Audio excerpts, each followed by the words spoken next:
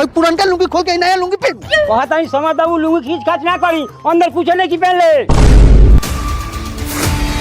कैसन बाप हो रे, झबार के फेंक दिलो।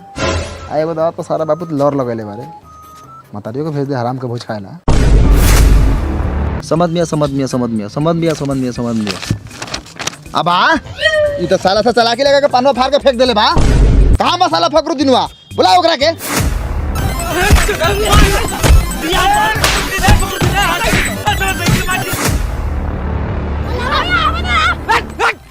साला पते के बटाई में ही हाल बा। आ गमला वाला गोश्त लेके आन तब का लेके भाग जाई बेकार रे।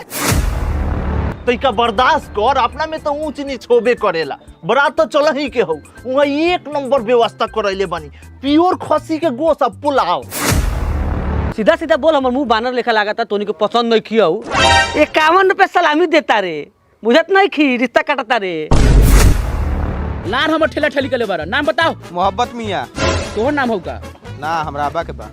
तो अब तो तोरा अब्बा जवानी में तोरा अम्मी के पटा के बियाह कैले होतो। तोर अम्मियो हमरा अब्बा से थोड़ी बचल होता। अरे बाबा सिर मारा मुंह हाथ मुकने के पचौनी में घुस जाई। बसीर नाम है हमर, मिस्टर बसीर।